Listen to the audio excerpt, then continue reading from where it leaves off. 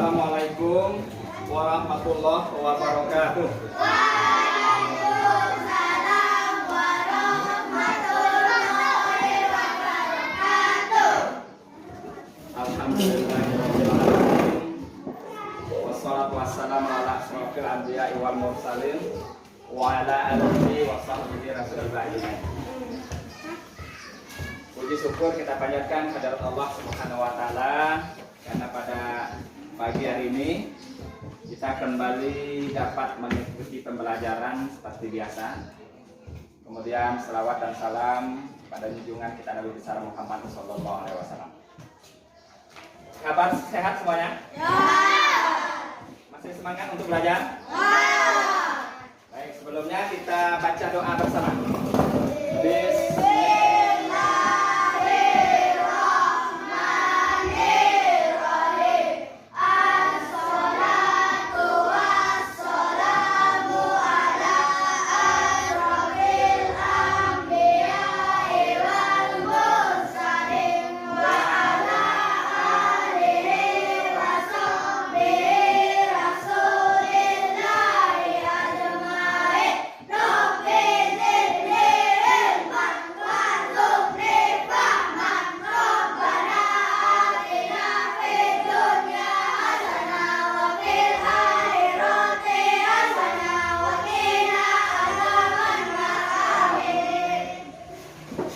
Mudah-mudahan dengan adanya pembacaan doa,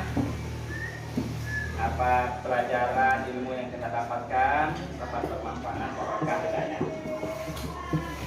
Sebelum pembelajaran kita mulai, kita absen dulu kehadiran. Ada yang tidak hadir? Hadir semua? Alhamdulillah kalau hadir semua. Baik, tentunya kita melihat dulu ke pembelajaran sebelumnya. Bahwa pada pertemuan kita yang terdahulu kita mempelajari tentang surah Al-Fatihah. Masih ingat dengan surah Al-Fatihah? Masih ada yang ingat apa arti Al-Fatihah? Arti Al-Fatihah apa? Pembukaan. Bagus, pasti masih ingat. Kenapa dikatakan pembukaan? Nah, siapa yang tahu kenapa dikatakan pembukaan? Itu. Torik, singkat Torik. Kenapa dikatakan pembukaan surah Al-Fatihah? Surat pertama dalam Al-Quran. Ya, bagus. Karena itu adalah merupakan surat yang pertama di dalam Al-Quran. Berarti masih ingat dengan pembelajaran kita terdahulu.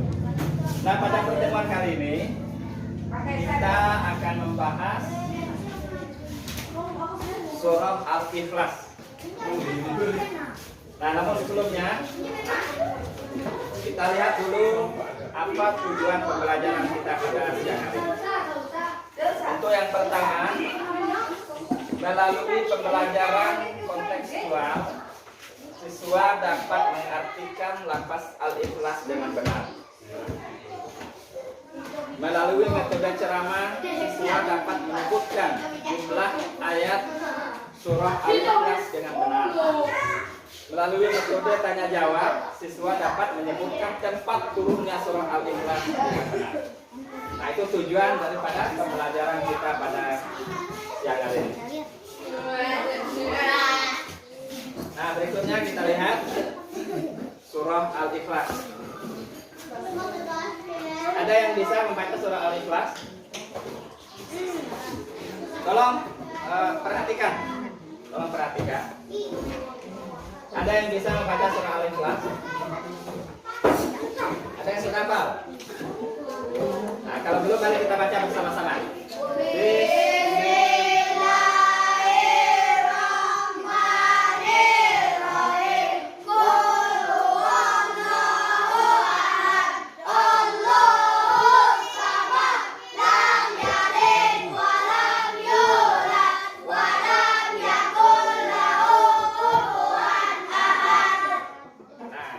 Surat Al-Ikhlas.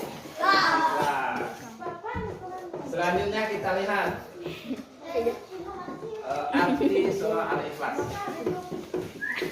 Nampak? Kita nampak bacaannya?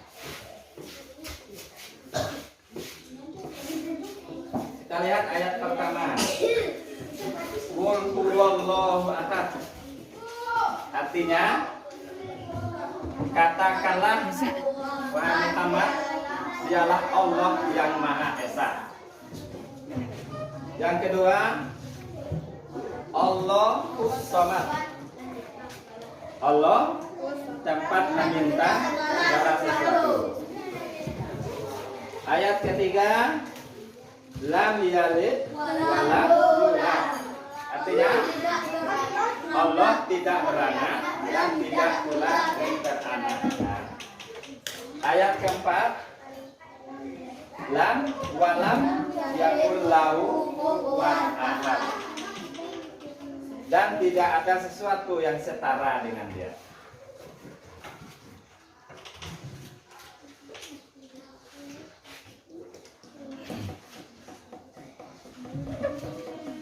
Kembali kita melihat pada ayat pertama. Katakanlah ya Muhammad, dialah Allah yang Maha Esa. Tahu apa arti Esa? Esa itu artinya satu. Tuhan kita itu adalah satu. Tidak ada Tuhan lain selain daripada Allah. Kita tidak boleh menyembah selain daripada Allah. Ayo, kita tidak boleh menyembah selain daripada Allah. Tuhan kita adalah satu. Yang kedua, Allah tempat meminta segala sesuatu. Kita tidak boleh meminta selain daripada Allah. Contohnya apa? Mau minta apa? Murahkan rezeki, sehatkan badan, panjangkan umur. Kita meminta pada siapa? Murahkan rezeki. Apa lagi? Apa yang biasa kita minta kepada Allah? Nah, segala itu tidak boleh kita minta pada yang lain selain daripada Allah. Ayat ketiga, Allah tidak beranak dan tidak pula dianakkan. Tahu maksudnya? Allah itu, itulah yang dikatakan Allah itu Esa. Allah itu tidak punya anak dan tidak ada yang memperanakkan. Allah itu Esa, Allah itu satu. Nah, ada pula yang bilang, oh ada anak Tuhan, itu tidak ada. Tuhan itu satu. Yang keempat, tidak ada sesuatu yang setara dengan dia. Tahu? Yang setara dengan dia. Tidak ada sesuatu yang serupa dengan Allah. Makhluk-makhluk ciptaannya tidak ada yang setara dengan Allah. Laisa kamitslihi syai'un. Tidak ada sesuatu yang sama dengan Allah. Nah, untuk berikutnya kita melihat kandungan daripada surah Al-Ikhlas tersebut. Surah Al-Ikhlas adalah surah ke-112 pertama di dalam Al-Quran dan termasuk dalam golongan surah Makkiyah. Masih ingat apa itu surah Makkiyah? Kenapa dikatakan surah Makkiyah? Karena diturunkan di Makkah. Surah Al-Ikhlas ini adalah salah satu surah yang memuat tentang keesaan Allah dan menolak segala bentuk menyekutukan Allah. Nah, perhatikan apa? Surah Al-Ikhlas ini adalah salah satu surah yang memuat tentang keesaan Allah. Masih tahu tentang keesaan Allah tadi? Allah itu adalah satu. Dan kita tidak boleh menyekutukan Allah tersebut.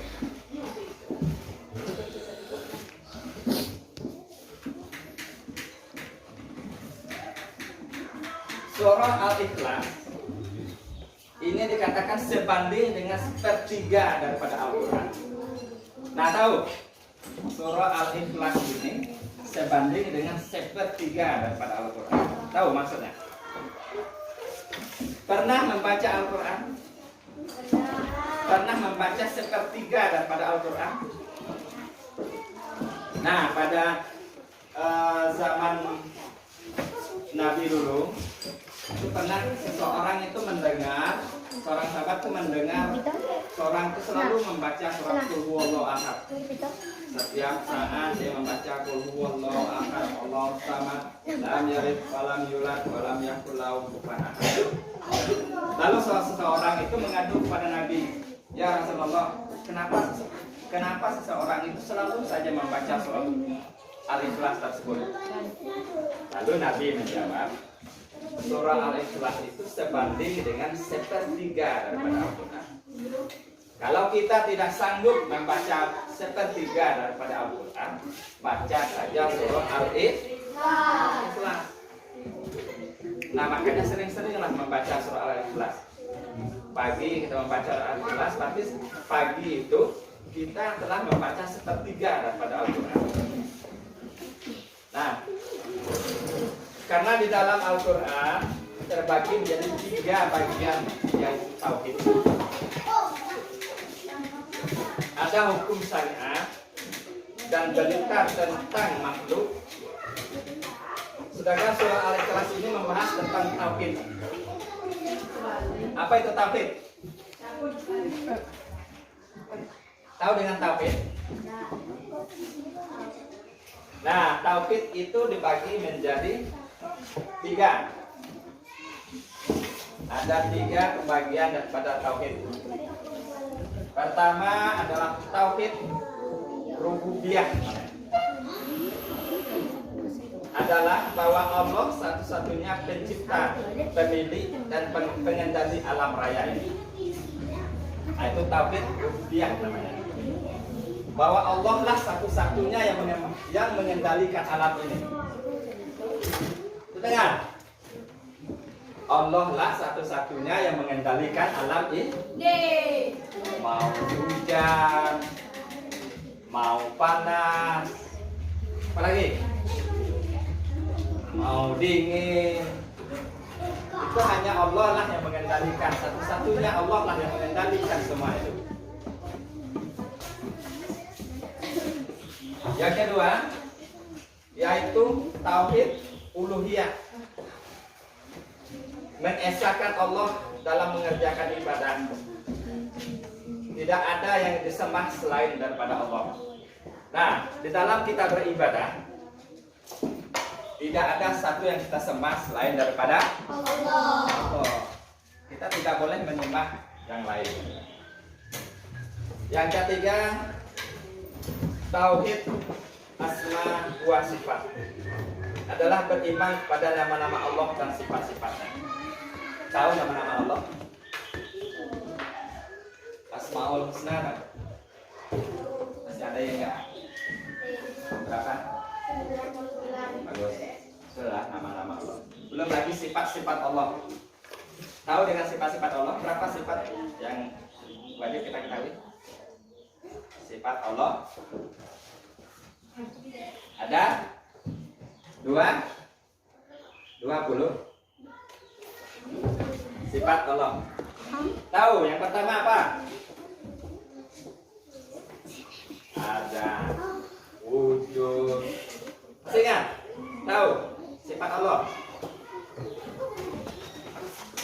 Nama-nama sifat Allah. Wujud artinya ada Allah Ta'ala. Apa lagi? Masih ingat? Tidak ingat pelajaran lagi. Itulah nama-nama sifat-sifat daripada Allah. Kemudian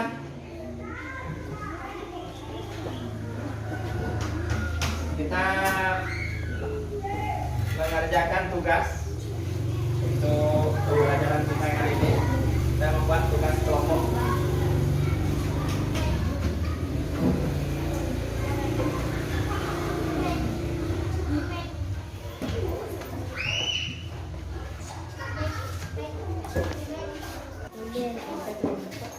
Untuk kelompok pertama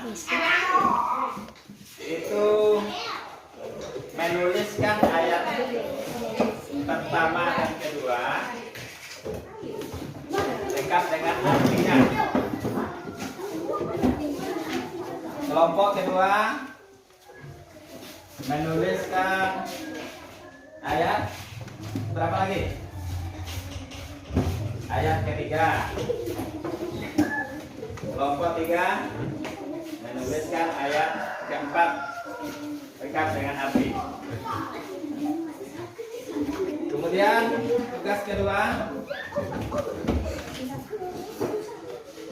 sebutkan sifat-sifat Allah yang diketahui. Nah, lihat itu. Silakan diisi. Bapak tunggu 10 menit.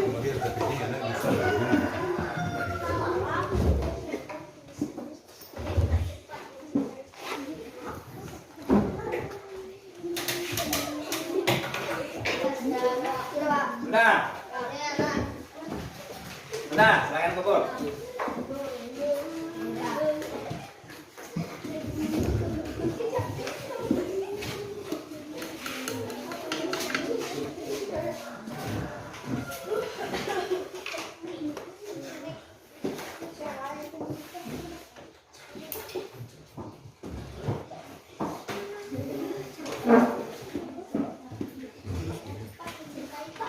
Coba kelompok pertama baca hasil tugas tersebut, yaitu menuliskan ayat pertama dan ayat kedua serta isinya.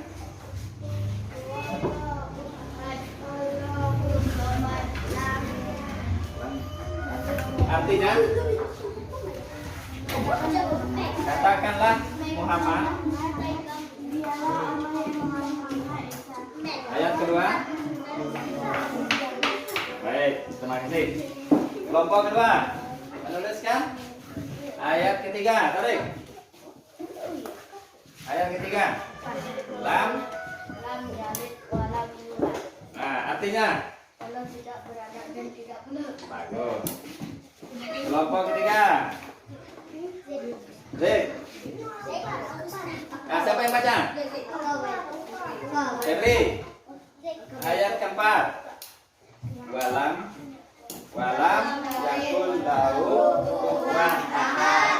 Artinya? Tidak ada suatu yang setara dengan dia. Nah, itulah tugas-tugas kita telah kita kerjakan. Jadi kita telah bisa memahami apa itu surah Al-Ikhlas.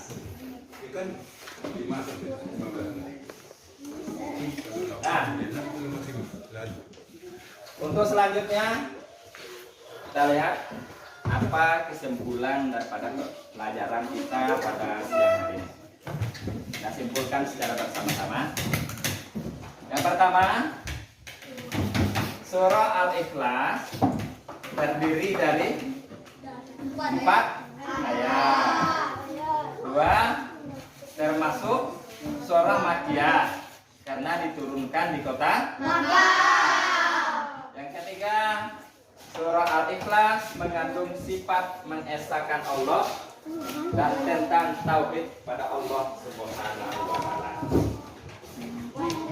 Nah, itulah pembelajaran kita pada siang hari ini.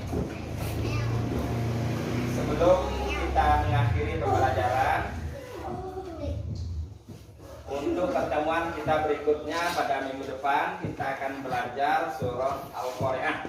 Nah, mohon dipelajari di rumah untuk surah Al-Qari'ah. Lihat apa itu arti Al-Qari'ah. Silakan dihafal Al-Qari'ah, ayat Al-Qari'ah. Sebelumnya mari kita bersama-sama tutup dengan membaca hamdalah. Alhamdulillahirabbil alamin. Billahi taufiq wal hidayah. Wassalamualaikum warahmatullahi wabarakatuh.